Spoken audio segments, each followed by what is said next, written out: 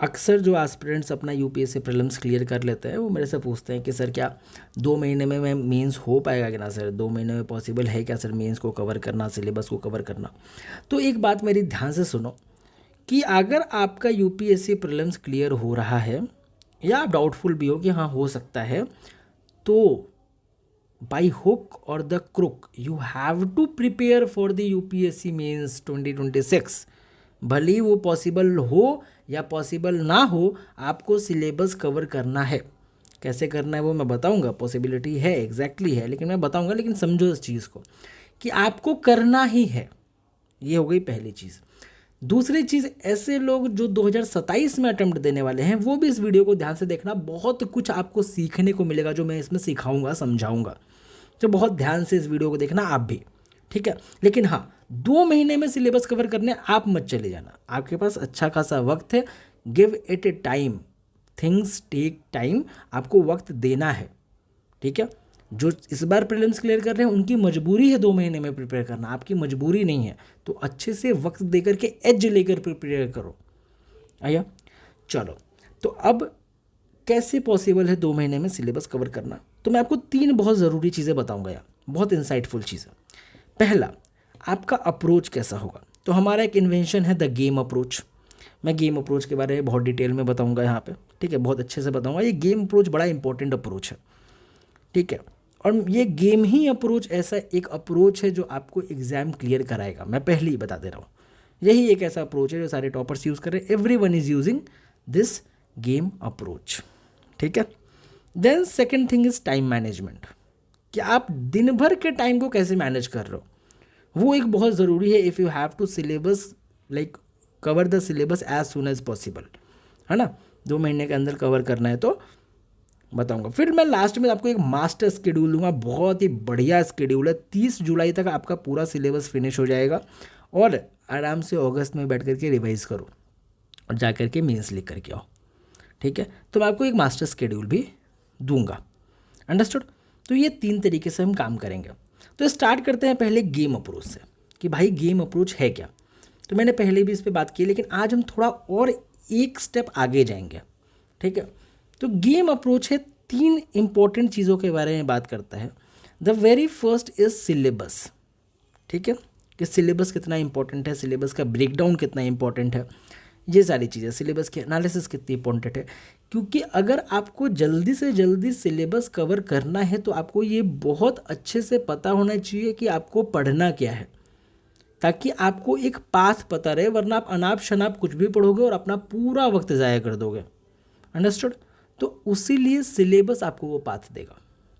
फिर हमारा second approach होगा कि हम और अब नैरो डाउन हो जाए। जितने आप नैरो होगे उतना ही आप ज़्यादा अच्छे से प्रिपेयर कर पाओगे। जैसे थिंग इज़ क्या, कोई बहुत अगर आप ब्रॉड तरीके से जाओगे तो आपके पास बहुत सारी चीज़ें हैं पढ़ने को वैसे तो, लेकिन जब आप नैरो कर लोगे चीज़ों को तो आप कम पढ़ करके ज़्यादा से ज़्यादा स्कोर कर पाओगे, और वो आपको देगा previous year question. Previous year question आपको एक डेफिनेट सेट देगा, है ना, डेफिनेट सेट ऑफ पाथ देगा, जो आपको आराम से रिजल्ट के करीब आपको पहुंचाएगा कम एफर्ट में, ठीक है, इजी तरीके से थोड़ा। Then the next is answer writing. Answer writing के बारे में मैंने ऑलरेडी बोला है कि भाई आप दुनिया की कितनी भी चीज़ें कर लो, सिलेबस देख लो, PYQs देख लो, इतनी मोटी मोटी किताबें पढ़ लो, अगर आपको 150-250 वर्ड्स में लिखना नहीं आता है तो फिर वो सब कुछ बेकार है, सब कुछ बेकार है। तो ये 3 बहुत ज़रूरी चीज़ें हैं to clear this UPSC examination, बहुत ज़रूरी चीज़ें, ठीक है। अब हम एक छोटा सब्जेक्ट उठाते हैं, मान चलो डिजास्टर मैनेजमेंट, ठीक है, उसका एग्जाम्पल लेकर के बात करते हैं। तो देखो ये डिजास्टर मैनेजमेंट का मॉड्यूल है, ठीक है, ये मेन बैटल का ही है ना, जो डॉक्यूमेंट है। देखना, ध्यान से समझना, सिलेबस में क्या लिखा हुआ है, disaster and disaster management, that's it, खत्म सिलेबस। अब इसके बाद सिलेबस में और कुछ भी मेंशन नहीं है, सिर्फ लिखा है disaster and disaster management and syllabus is done. अब इसको ब्रेक डाउन कौन करेगा, तो you have to break down, सबसे पहला स्टेप। तो चलो आपने सिलेबस को ब्रेक डाउन करना शुरू करा सब टॉपिक्स में। Introduction disaster and disaster management cycle, stages, institution and legal framework आपने और अच्छे से, अब लीगल फ्रेमवर्क में क्या क्या है, तो national disaster management act, national policy on disaster management, NDMA, NDRF, SDMA, local bodies, role of civil society, role of armed forces, NGOs, ठीक है। फिर डिजास्टर रिस्क रिडक्शन, DRR, उसमें असेसमेंट, मैपिंग, ठीक है। Community based disaster risk reduction, early warning system. फिर disaster management India की बात करेंगे, अर्थक्वेक, साइक्लोन, फ्लड्स, एपिडेमिक, ठीक है।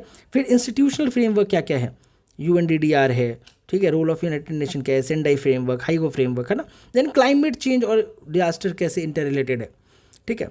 फिर technology and financial mechanism, then humanitarian assistance, ठीक है। फिर रिकवरी एंड रिहैबिलिटेशन, मिसलेनियस जो भी करंट डेवलपमेंट्स है, करंट अफेयर्स है वो, ठीक है। तो हमने टोटल 11 टॉपिक्स में पूरे सिलेबस को डिवाइड कर दिया कि हाँ भाई ये जो है चीज़ें डिजास्टर मैनेजमेंट, यहाँ से क्वेश्चन पूछे गए हैं, इस तरीके से वी हैव टू स्टडी। आपने सिलेबस को बिल्कुल ब्रेक डाउन कर दिया अच्छे से। आपको ये सिलेबस के एक एक टॉपिक को ब्रेक डाउन करना है, बहुत अच्छे से करना है। बाकी मेन बैटल में हो तो ये तो मैं करके दूंगा, ये तो मैं सारी चीज़ें आपको एक एक चीज़ें मैं आपको बताऊंगा। इवन मैं सेशंस भी लूँगा, मैं आपको बताऊंगा एनालिसिस, असल में बस PDF नहीं, पूरा बताऊंगा अच्छे से, आपको पता होगा मेन बैटल में सारी चीज़ें मैं करके दूंगा। तो आपको ऐसे ही करना है, अगर आप खुद से भी कर रहे हो आपको ऐसे ही करना है कि पहले सिलेबस को समझो, सिलेबस को इस तरीके से ब्रेक डाउन करो सब टॉपिक्स में, ठीक है।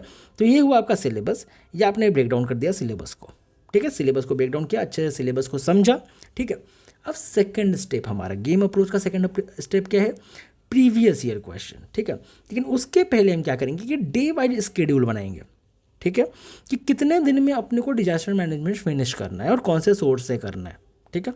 हमने अपना सोर्स उठाया, सोर्स में हमने अपना चैप्टर का नाम डाला, किस पेज से किस पेज नंबर तक पढ़ना है अपने वो करा, Day 1 Day 2 लिख करके हमने डे वाइज स्केड्यूल बना दिया, ठीक है, कि इतने दिन में हमने डिजास्टर मैनेजमेंट फिनिश कर लेना है, ठीक है। वो अभी डे वाइज स्केड्यूल मैं आपको दूंगा, मैं मतलब आपको एक ना पूरा प्लान दूंगा, मास्टर स्केड्यूल मैं आपको दूंगा कि कौन सा सब्जेक्ट कौन से तारीख तक करना है, वो सारी चीज़ें आई प्रोवाइड यू। अभी इधर समझो थोड़ा ध्यान से, ठीक है। आपने सिलेबस का ब्रेक डाउन किया, आपने डे वाइज ऐसे स्केड्यूल बना दिया, ठीक है। डे वाइज शेड्यूल बनाया, Day 1 Day 2 लिखा, और ये आपका डे वाइज शेड्यूल तैयार हो गया। अब let's jump on to the previous year question, ठीक है। अब यहाँ आपने सारा प्रीवियस ईयर क्वेश्चन एक जगह कर लिया, जैसे 2005 का है व्हाट इज डिजास्टर मैनेजमेंट, फिर 13 का पूछा हुआ है, ठीक है। इसी तरीके से बहुत सारे क्वेश्चन ऐसे देखो रिपीट भी होते रहते हैं, देखो जैसे यहाँ देखो क्लाउड बर्स्ट है, 2017 में क्वेश्चन है, ठीक है। क्वेश्चन रिपीट होते हैं, थीम्स रिपीट होते हैं, बार बार रिपीट हुआ। क्लाउड बर्स्ट से देखो 2 बारी क्वेश्चन कैसे आए हुए हैं, 17 में भी आए हुए हैं, 22 में भी आए हुए हैं, ठीक है। रिसेंट एग्जाम्पल बताओ, अकरेंस ऑफ क्लाउड बर्स्ट, ठीक है। फिर NDMA guideline, discuss the measure adopted by to mitigate the impact of recent incident, देखो इसके बारे में क्लाउड बर्स्ट इन उत्तराखंड में जो हुआ था क्लाउड बर्स्ट, ठीक है। तो इसी तरीके से क्वेश्चंस जो है बार बार रिपीट होते हैं। देखो फ्लड से देखो बार बार क्वेश्चन है, 85 में, 1985 में क्वेश्चन है क्या, recurrent features in India floods, ठीक है। फिर फ्लड कंडीशन तुम्हारा GS3 में 16 में पूछा, फिर 16 में पूछा अर्बन फ्लड्स, फिर तुम्हारा 17 में पूछा, है ना, तुम्हारा in what way flood can be converted into sustainable source of irrigation.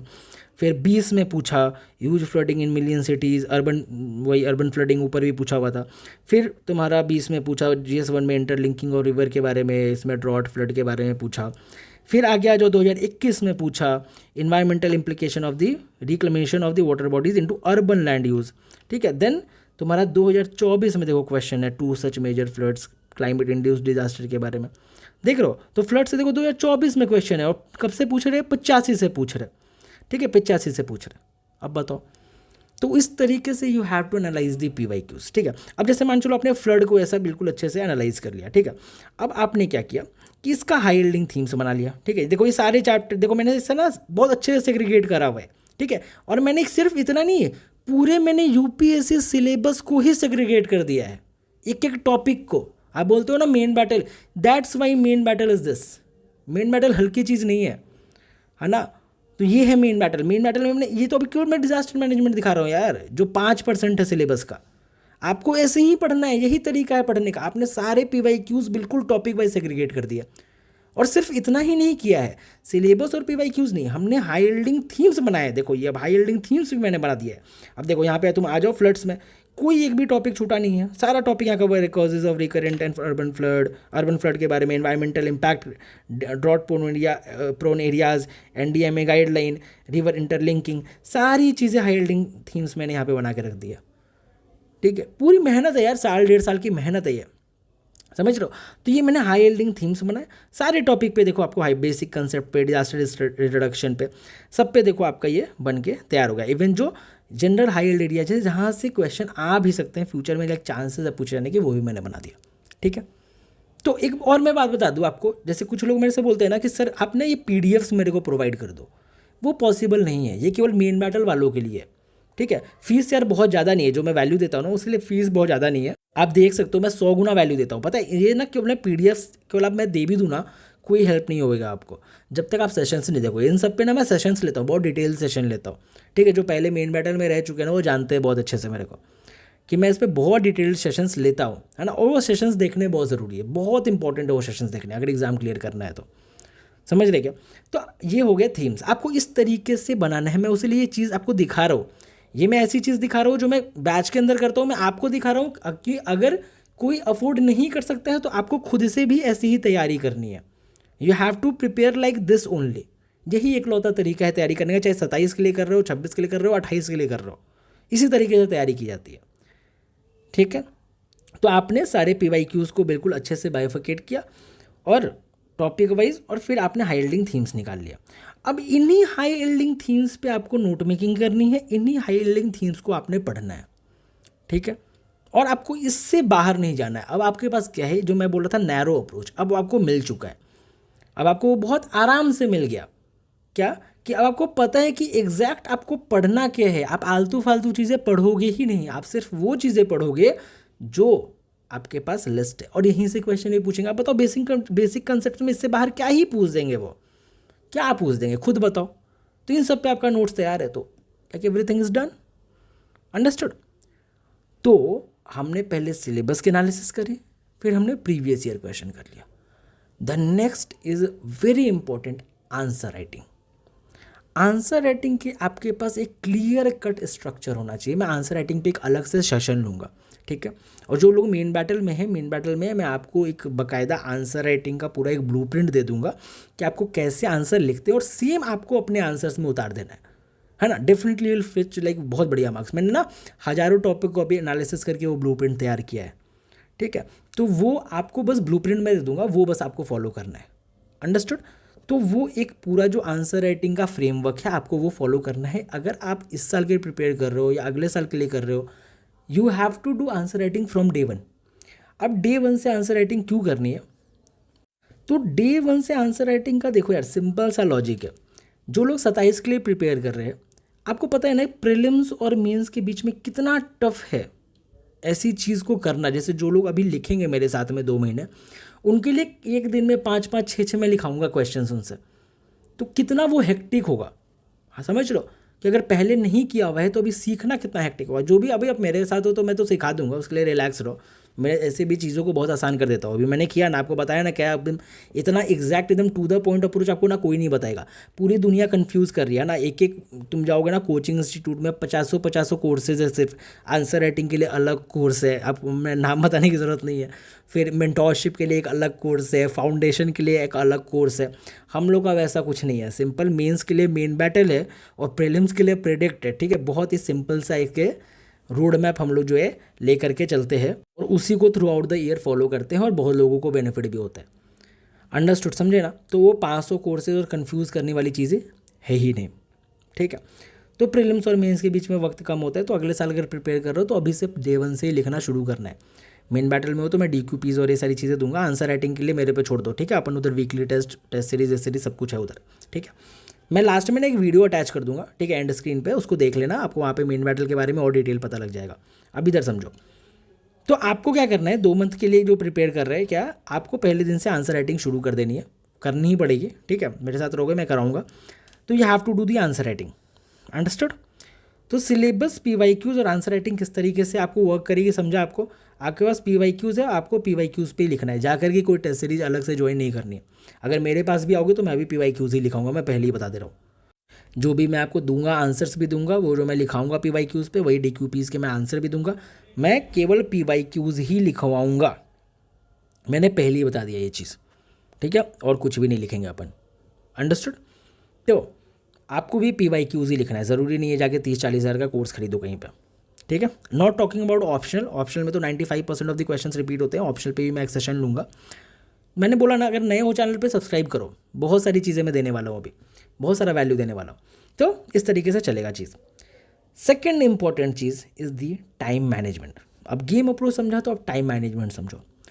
आपको एक दिन में अपना ऑप्शनल भी कवर करना है, जीएस भी रिवाइज करना है, आंसर राइटिंग भी करनी है, करंट अफेयर्स भी करना है। सर कैसे होगा इतना कुछ एक बार में, एक दिन में कैसे होगा? अब इसको मैं सिंप्लीफाई करता हूँ। ये सिंप्लीफाई हुआ ना अच्छे से? नहीं हुआ कमेंट सेक्शन में डाउट पूछना, मैं उसको सॉर्ट करूँगा। अब टाइम कैसे मैनेज करना है ये समझना बहुत ध्यान से, ठीक है। तो आपको दिन भर के वक्त को बहुत अच्छे से डिवाइड करना होगा अलग अलग स्लॉट्स में। अब देखो यहाँ आपको और अच्छे से समझेगा कि किस तरीके से मैं बता रहा हूँ, किस तरीके से करना है। तो ये देखो, the main battle plan for CSC mains 2026 वालों के लिए है।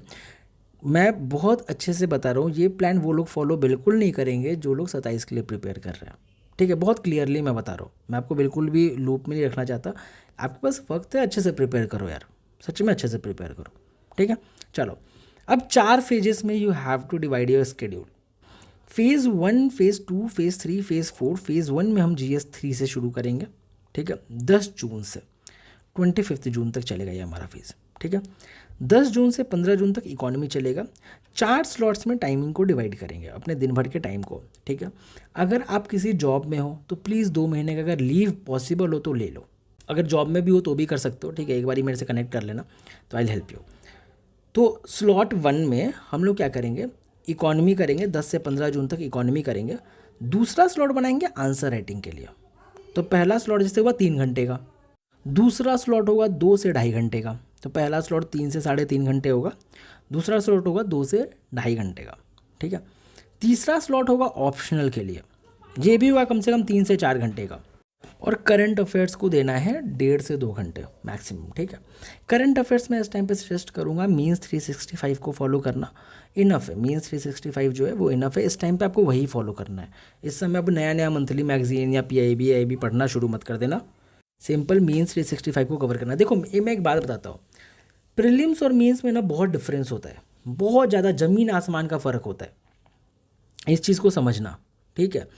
तो प्रीलिम्स में कुछ चेंज हो जा रहा है, 4 लाख लोग बैठ रहे हैं वहाँ चेंज हो रहा है, लेकिन मेंस में नहीं होगा। मेंस में आपको सिलेबस से स्टिक रहना है, इवन प्रीलिम्स में भी सिलेबस से स्टिक रहना है। एक बार पेपर, एक बार क्वेश्चन पेपर, एक बार क्वेश्चन वेग हो गया, इसका मतलब ये नहीं कि हर साल वेग होता रहेगा। इस चीज़ को आप समझना, ठीक है। कुछ लोग पता है इतना टॉक्सिसिटी कर रहे हैं ना, मैं आपको क्या बताऊँ। एक तो पता है आजकल चला हुआ है क्या, coaching mafia, coaching mafia, coaching, I don't know what the hell is this, है ना। कोचिंग माफिया मतलब इतना मैच्योरिटी नहीं है लोगों के अंदर। यार देखो, पहली बात, जब आप एक बहुत ही बड़े ग्रुप का पार्ट हो, ठीक है, मतलब बहुत सारे कोचिंग से, तो कुछ ना कुछ तो ऐसे कीड़े मकोड़े निकलेंगे, कुछ ना कुछ तो प्रॉब्लम्स निकलेगा उधर से, समझ लो। कुछ ना कुछ तो गंदगी, कुछ ना कुछ तो गलत चीज़ें होंगी कहीं ना कहीं, ठीक है। इसका मतलब ये कोचिंग माफिया वाला टैग दे देना, मेरे को समझता नहीं ये चीज़। माफिया, आप जानते हो माफिया का मतलब क्या होता है? माफिया का मतलब होता है गुंडे, ठीक है। UPSC ने वेग पेपर सेट किया, UPSC माफिया हुआ ना यहाँ तो। UPSC ने वेग पेपर, घटिया पेपर सेट किया, टफ पेपर सेट किया, तो यहाँ UPSC माफिया हुआ। उनको बोलो UPSC माफिया, तब क्यों मुंह बंद है जो लोग ये कोचिंग माफिया किए हुए हैं? Who I am teaching you. 6,000 रुपये का कोर्स है, साल भर का सब्सक्रिप्शन रहता है, महीने का 500 रुपये होता है। 500 रुपये में इतनी सारी चीज़ें बता रहा हूँ मैं, इतनी, इस बार तो फ्री बैच दिया है, कितनी सारी चीज़ें फ्री में दे देता हूँ मैं। तो पढ़ाने में माफिया हो गए, पढ़ा रहे, टीच कर रहे ना, like we are teaching you, है ना। और मैं वी की बात नहीं कर रहा हूँ, मैं अपनी बात कर रहा हूँ भाई, मैं तो चुप नहीं रहूँगा इस चीज़ पे। ये कौन सा टैग है ये? एम आई माफिया? आप कुछ भी बोल दोगे। एडुकेशन मिनिस्टर, नीट का पेपर लीक होता है, कौन सा पेपर, कैसा पेपर, कौन सा लीक होता है, इतना बवाल चल रहा है, अभी तक रिज़ाइन करने की हिम्मत नहीं हुई। वो माफिया हुए या हम माफिया हुए? तो जो माफिया उससे क्वेश्चन करो। कोचिंग माफिया एक अलग ही सीन चला हुआ है ये। तो थोड़ा आप लोगों को अवेयर रहना चाहिए इन चीज़ों। हाँ, मैं बोल रहा हूँ यार कि सब दूध के धुले नहीं है, मैं तो खुद बोलता हूँ फाउंडेशन बैचेस स्कैम है, ये है वो है, लेकिन आप सबको ऐसा लेकर के कोचिंग माफिया एक वर्ड बना दिया, किसी को ही माफिया बोल दे रहे। मतलब हैव सम सेंस। और कमेंट भी करते तो नकली आईडी से करना है, तो असली आईडी से करो, अपना असली नाम दिखा करके, इतनी हिम्मत है तो, इतना ही अगर है अंदर तो करो असली आईडी से, तो आपका जवाब भी दिया जाएगा लीगल तरीके से। क्यों? तो थोड़ा सोचो, बोलने से पहले 400 बारी सोचो आप किसको माफिया बोल रहे हो। पढ़ा रहे हैं आपको यार, पढ़ा रहे हिस्ट्री, ज्योग्राफी, पॉलिटी, बढ़िया चीज़ें पढ़ा रहे। यूपीएससी के बाद भी आपको ज़िंदगी में बहुत काम आएगा ये चीज़। पर्सनैलिटी डेवलपमेंट होगी ये 500 रुपये महीने में, समझ रहे? जो स्कूल में आपने हज़ारों भी दिए ना, वो इतना नहीं सीखा होगा जितना इस प्रिपरेशन से लोग सीख जाते हैं। तो इतना कुछ सिखा रहे, ऊपर से आप माफिया का टैग दे देते हो। छोटा सा इमोशनल इधर उधर हुआ, माफिया का कैसे बनोगे? इस तरह एडमिनिस्ट्रेटर बनोगे? ऐसे बनते हैं एडमिनिस्ट्रेटर क्या? तो थोड़ा समझदार बनो, थोड़ा समझदार बनो भाई, ठीक है? मेरे को इतना लालच नहीं है पैसों का, ठीक है, कि मैं बैठ आकर के यहाँ पे ये सब चीज़ें टॉलरेट करूँ। इस चीज़ को समझना, थोड़ा यहाँ पे समझदार हो। मेरे जो स्टूडेंट्स हैं बहुत मैच्योर हैं, ठीक है, और मेरे को पता है कि जो ये चीज़ें बोलते हो मेरे स्टूडेंट्स हो भी नहीं सकते वो, ठीक है। मेरे स्टूडेंट्स बहुत इंटेलेक्चुअल, बहुत इंटेलिजेंट, बहुत समझदार है, मैं आपको बता देता हूँ ये चीज़, ठीक है, जो भी हमारे ऑडियंस है। चलो, अब 16 जून से 19 जून तक क्या करना है? इकोनॉमी प्लस इंटरनल सिक्योरिटी, है ना। फिर सेम इन टॉपिक्स पे डेली आंसर राइटिंग प्रैक्टिस करेंगे, फिर ऑप्शनल पेपर 1 करेंगे, फिर करंट अफेयर्स करेंगे। मैं आपको बता रहा हूँ यूपीएससी ना जो ये वेग पेपर सेट किया है ना, इससे इन्होंने पता है क्या करा है? कोचिंग को और बूस्ट ही करा है। आपको मैं सच बता रहा हूँ, जो वैसे कोचिंग्स में जो मैं बता रहा हूँ ना, जो दीमक है, पता है प्रॉब्लम क्या होगा? अभी वो पीआईबी का एक कोर्स लॉन्च कर देंगे, और आप ही वो लोग जो कोचिंग माफिया कर रहे हो ना, वही लोग आप जाके अभी ज्वाइन करोगे। प्रॉब्लम ये है, समझ लो। बल्कि मैंने शुरू से बोला आपको स्ट्रैटेजी चेंज नहीं करनी है यार। सिलेबस पढ़ रहे हो आप, जो सिलेबस में यूपीएससी ने जो सिलेबस लिखा है वही पढ़ोगे ना, वरना ऐसे तो फिर जाओ नीट वीट जितनी भी चीज़ें हैं, मतलब दुनिया की जेई, एडवांस, इंजीनियरिंग सब कुछ पढ़ लो आगे आगे बैठ करके। अगले साल हो सकता है इंजीनियरिंग से कुछ क्वेश्चन पूछ दे यार। जो सिलेबस है वो पढ़ोगे, सिंपल सी बात है, सिंपल सी लॉजिक समझना चाहिए। अब इसमें क्या ही है ऐसा? कौन सा रॉकेट साइंस है जो नहीं समझते आपको? तो पेपर वेग सेट हुआ, पेपर सिलेबस से बाहर आया, अब हम आपको क्या पढ़ाएंगे? सिलेबस तो पढ़ाएंगे ना। तो पेपर वेग था, सिलेबस से बाहर, तो माफिया या हम? एम आई द माफिया और आर वी द माफिया? खुद से पूछो कहाँ चला गया है लॉजिक, सोचने समझने की शक्ति कहाँ चली गई है ना। इतना इमोशनल मत हो, कुछ बोलने से पहले सोचो कि सामने वाला भी हर्ट हो सकता है। आप समझ रहे हो? मतलब बोलने की एक लिमिट है।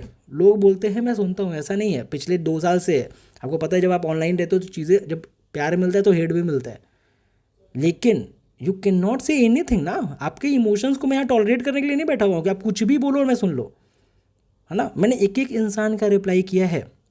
क्यों? मैं कहाँ गायब था? मैं इधर 7-8 दिन से एक एक मैसेज जो मेरे को टेलीग्राम पे आया है सबका रिप्लाई किया है मैंने, और मैं ट्राई किया है हमने कि एक भी इंसान छूट ना जाए, सबके इमोशंस को समझाए सबके। लेकिन आप कुछ भी बोलने लगोगे तब तो यार बोलना पड़ेगा मेरे को भी फिर, क्योंकि यार मेरे भी कुछ राइट्स है, फिर मेरे भी तो कुछ राइट्स है ना, है ना।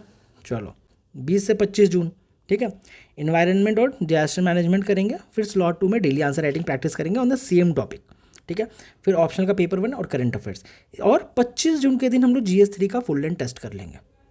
इस तरीके से हमारा GS3 completely end to end cover हो जाएगा। अंडरस्टूड? और GS3 जब पूरा कवर हो जाएगा बिल्कुल, economy, internal security, disaster management, सारी चीज़ें बहुत अच्छे से हम लोग फिनिश कर लेंगे। Then will move on to the GS1। GS1 25 जून से 9 जुलाई तक चलेगा, फेज़ 2। 25 जून से 30 जून तक ज्योग्राफी। फिर सेकंड स्लॉट में same daily answer writing practice, ठीक है। ज्योग्राफी कैसे करेंगे? सेम वही सिलेबस, PYQs, आपको वैसे ही करना है। यही एक तरीका है। इस तरीके से ना बहुत जल्दी कवर कर लोगे सिलेबस को, समझो मेरी बात को। वैसे आप ज्योग्राफी पढ़ने बैठोगे, बहुत सारी चीज़ें हैं रिवाइज करने के लिए, लेकिन जब PYQs के थ्रू बैठोगे तो आपको पता है कि यूपीएससी किस तरीके से क्वेश्चन पूछता है, और आप उसी तरीके से प्रिपेयर करोगे, है ना। तो आपको मज़ा आएगा प्रिपेयर करने में भी, आया ना समझ, वो चीज़ है। देन ऑप्शनल का पेपर 1 करंट अफेयर्स। देन 30 जून से 4 जुलाई क्या? World history plus society, daily answer practice, optional का paper 1, then current affairs. Same optional paper 1 ही चल रहा है अभी, है ना। टोटल जो हम 9 जुलाई तक ऑप्शनल का पेपर 1 करेंगे। देन 5 जुलाई से 9 जुलाई तक मॉडर्न हिस्ट्री और आर्ट एंड कल्चर करेंगे, और साथ में daily answer practice on these topics. Then optional paper 1 current affairs, ठीक है। मेन बैटल में हो तो वो सारी चीज़ें मैं सबको दूंगा कि कौन से क्वेश्चन लिखना है, वो खुद से कुछ भी दिमाग नहीं लगाना, सिर्फ फॉलो करना है। तो अपन 10 जून से 9 जुलाई तक क्या कर रहे हैं? तो 10 जून से 9 जुलाई तक अपन GS3 कवर कर रहे हैं, GS1 कवर कर रहे हैं, ऑप्शनल का पूरा पेपर कवर कर रहे हैं, मेंस 365 से करंट अफेयर्स हम प्रैक्टिस करेंगे, और डेली आंसर राइटिंग प्रैक्टिस करते रहेंगे थ्रू आउट द टाइम, ठीक है। फुल लेंथ टेस्ट हो जाएगा 25 जून को, 9 जुलाई को GS1 का फुल लेंथ टेस्ट हो जाएगा। फिर GS4 स्टार्ट करेंगे 9 जुलाई से 15 जुलाई तक, एथिक्स चलेगा, डेली आंसर की प्रैक्टिस होगी, ऑप्शनल का पेपर 2 हम स्टार्ट कर देंगे करंट अफेयर्स के साथ में। 16 जुलाई को GS4 का रिवीजन करो बढ़िया, और सारी चीज़ें सेम रहेंगी। 16 जुलाई को एक GS4 का अपन फुल लेंथ टेस्ट ले लेंगे, ठीक है। फिर फेज़ 4 में GS2 होगा 16 जुलाई से 30 जुलाई तक। मैंने क्या बोला, 30 जुलाई तक सब कुछ खत्म कर देंगे, बहुत स्मार्ट तरीके से करेंगे, है ना। और टाइम मैनेजमेंट के लिए slot wise time table divide करो, बेस्ट सोल्यूशन है, बेस्ट, ठीक है, यही करना है आपने। 16 से 23 जुलाई polity, daily answer practice, optional का पेपर 2, करंट अफेयर्स, है ना। देखो ऑब्वियसली अगर प्रीलिम्स क्लियर करके आ रहे हो तो मैं इतना सोच के चल रहा हूँ कि ये पॉलिटी वॉलिटी आपने सब कुछ पहले से पढ़ रखा है ना, तो इसीलिए थोड़ा ध्यान से समझना कि अभी रिवीजन वाला टाइम है, तो आपको ये कम समय में ही कवर करना है, अंडरस्टूड। फिर 24 से 27 जुलाई governance, social justice, daily answer की प्रैक्टिस करनी है, ऑप्शनल का पेपर 2 और करंट अफेयर्स। देन 28 से 29 जुलाई आपको क्या, इंटरनेशनल रिलेशन करना है, डेली आंसर की प्रैक्टिस और ऑप्शनल विद करंट अफेयर्स, ठीक है। And we are done. 30 जुलाई के दिन GS2 का फुल लेंथ टेस्ट हो जाएगा और आपका काम खत्म, फिनिश, ठीक है, अंडरस्टूड।